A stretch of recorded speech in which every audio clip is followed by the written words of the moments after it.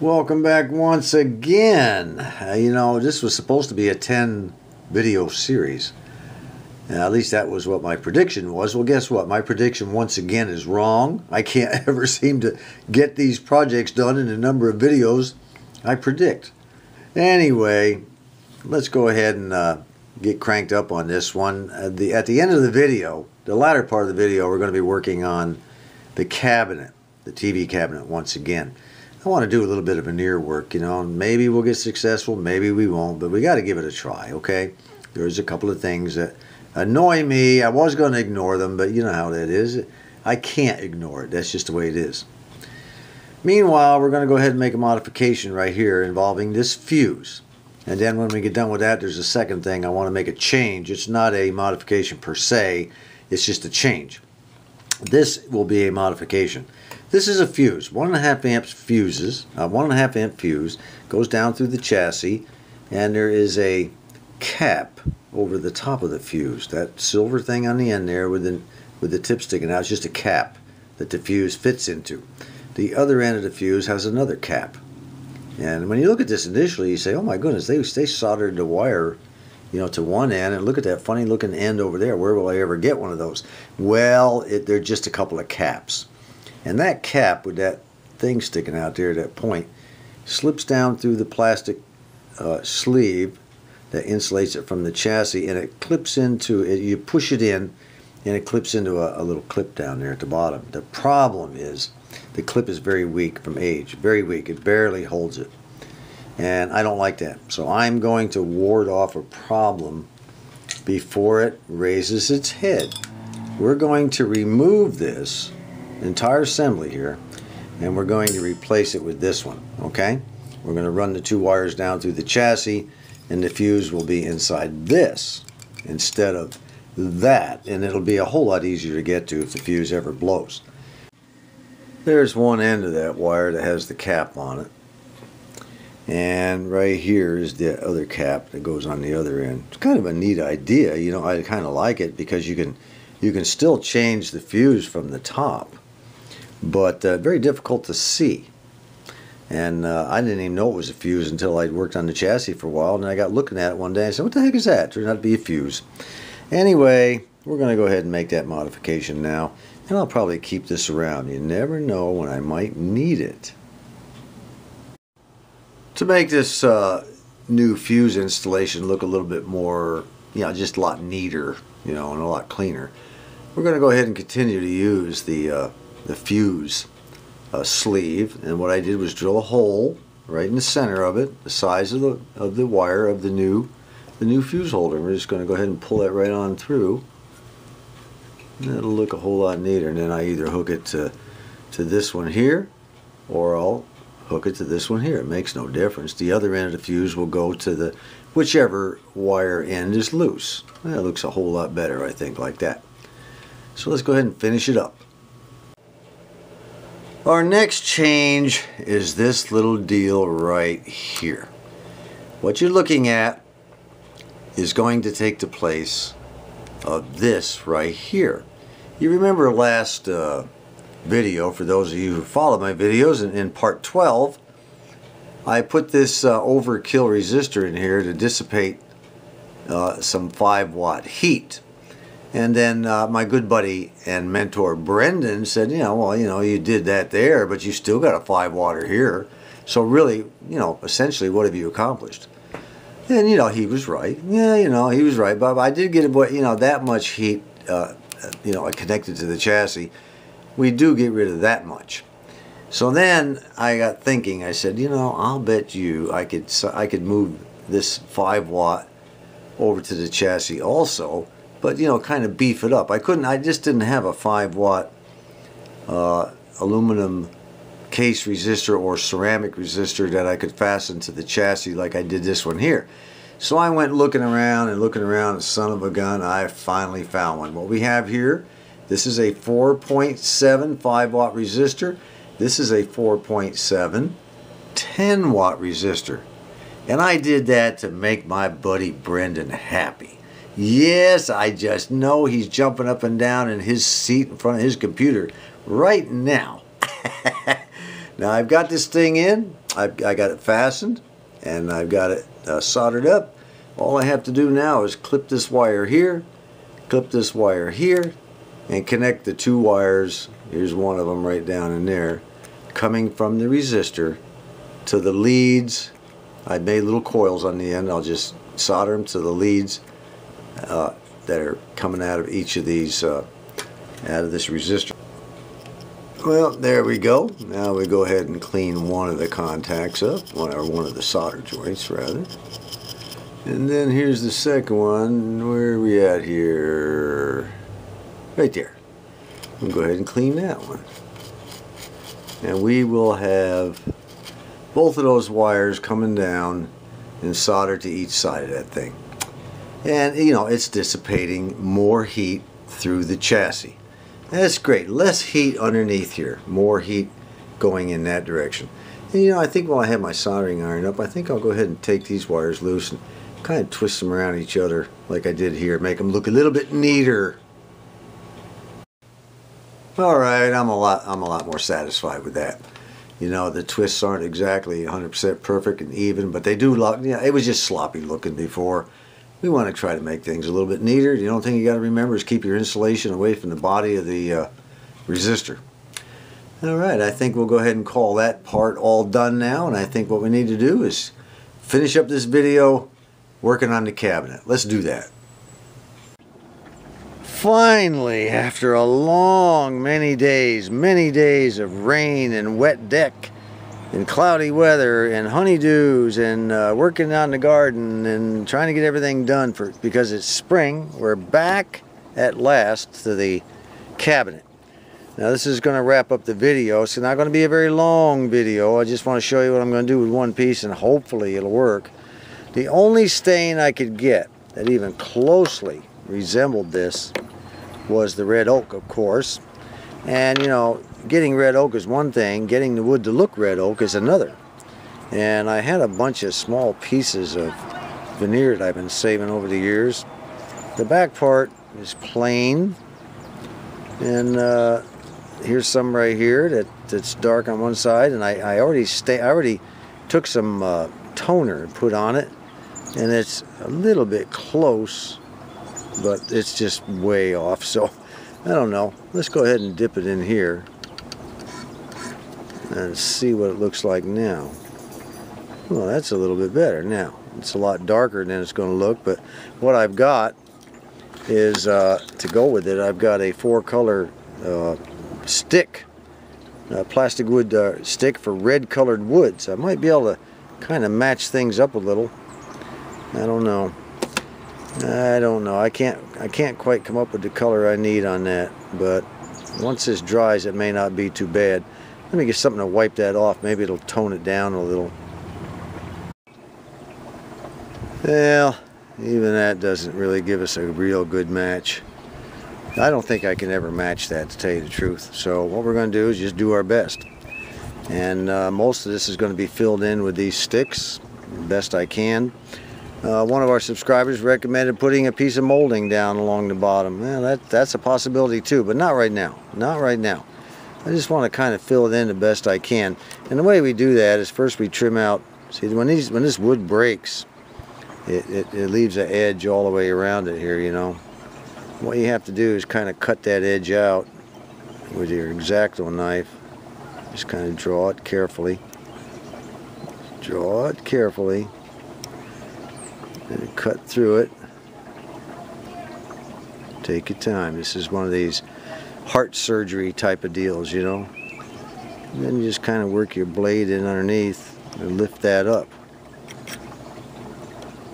Real careful like. It doesn't take any speed, okay? You get that old piece of wood out of there. And you should have a nice straight edge on both sides. This one here has got a little bit of wood needs to come out. There we go.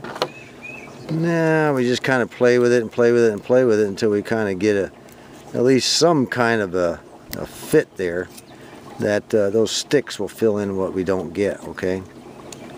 Anyway, I'm not a... maybe it would help if I put everything in the camera for y'all to see, huh? Anyway, That's going to be as close as I can get right now. Let's go ahead and see if I can't get that glued in. The next step in this little operation is put a little glue down in here, of course. Kind of smear it around with the other piece a little bit. Get glue on it. Like so. And then we're going to let it dry. That's right. We're going to let it dry. But before I do that, I'm going to wipe off the excess glue on both sides. Like so. Get it nice and clean all the way around. It takes a little patience again, a little bit of patience. I'm using a paper towel that's wet. Okay. Now we're just going to let that sit there and dry. It'll probably take, let me see, get that edge a little bit clean on the back side there. On the front side, I guess I should say. Now we're just going to let it dry. Let's let it sit there and dry, and hopefully when I come back the wind won't have blown it away. Alright, these two pieces are about dry. So what I'm now, the glue is applied to this side, and you'll remember we applied it there. So we're going to go ahead and just put that in there. Kind of hold that in there like that. And then I'm going to take an iron, this iron right here, and I'm just going to iron that thing right down into that hole, right where that goes. Of course, I'll do a last minute fit to make sure it's perfect. Then I'm just going to iron it. So let me go ahead and make sure the fit's good. Alright, master wood craftsman that I am, that's about as close as I'm going to be able to get it. Any gaps or whatever will be filled in by those stained filler pencils. Now we take our little iron, Teflon coated iron, and I bought this one at Walmart for 20 bucks specifically for this kind of work. It's got a retractable cord. Put it on wool, which is pretty hot. Now what we're going to do is just kind of lay it on there and iron it just a little bit. Iron those two pieces. Just iron them, iron them, iron them. Normally it's a two-handed deal. Just iron it right on there. And then we'll just let it cool. Alright, she's now cooled down. I went ahead and put in another patch over here. Now all I have to do is take my little X-Acto knife and scribe across halfway through and then break it down, push it down, and do the same thing over here. And then it's pretty flat, about the same thickness. For some reason I can never find veneer that's the same thickness of the veneer I want to replace, but we'll work it with that pencil and see what happens next. Let's go ahead and get it cut across and get it snapped off. In order to make a straight line across there, I just took a little piece of cardboard and put it across right nice and even and just kind of scribed across with the old X-Acto knife, and now it's ready to be broken off. See, it just pops right down. Pop it straight down, okay, up and down. And there it is. That's all there is to it. Now I'll give a little bit of sand on the edge to make sure it's straight. Right now, let's see if I can't find a filler pen. We got all the dogs out there barking. They must have heard it. Look at this. What a mess. Oh, it was never a dull moment around this joint. Well, while our dogs decide to have a bark fest, I might as well go ahead and try to wrap this video up. I mean, this is ridiculous.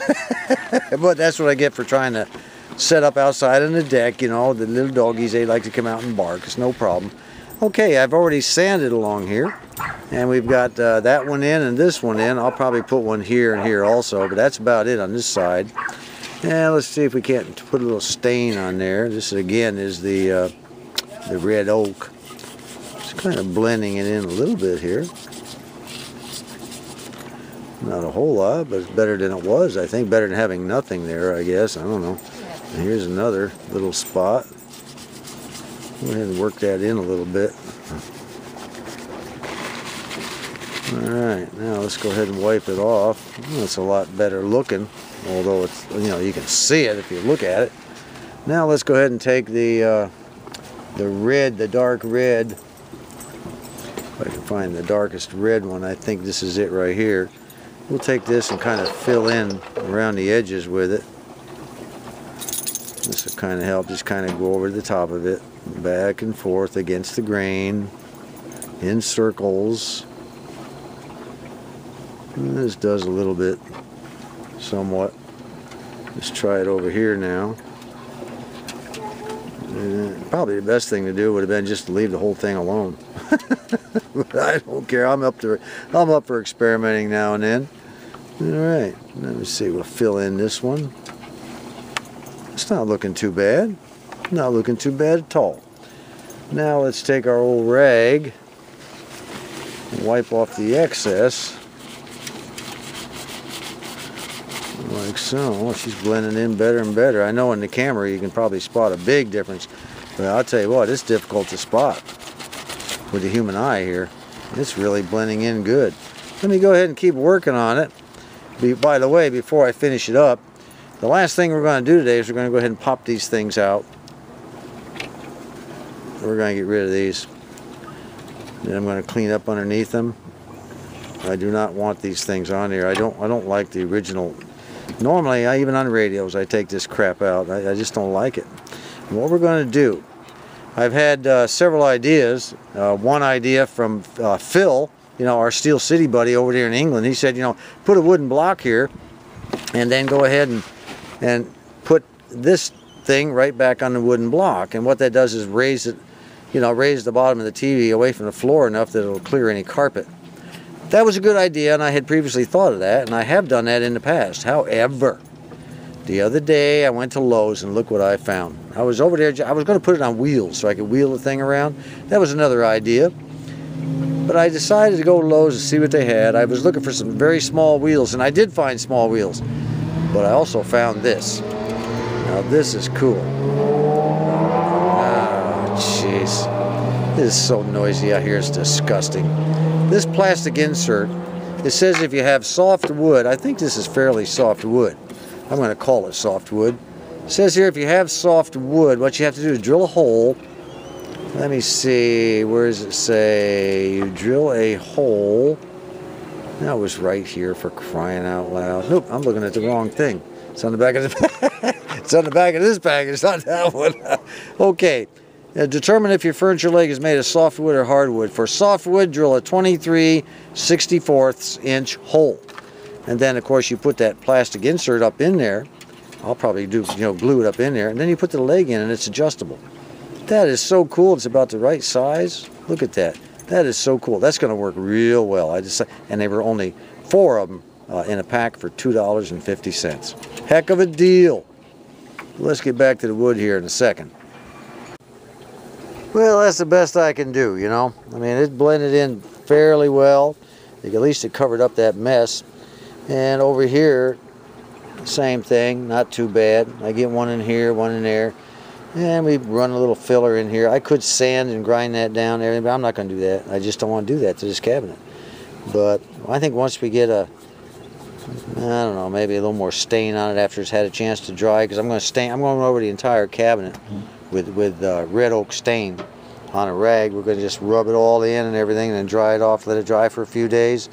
And then we'll go ahead and put some polish on it and see how it goes from there. Fortunately, we don't have quite as bad, I don't think, on the other side. But we'll deal with it. Anyway, that's going to finish up this video. I'm sorry it took so long to do it, but the rains have finally ceased for a while in Arkansas, we hope.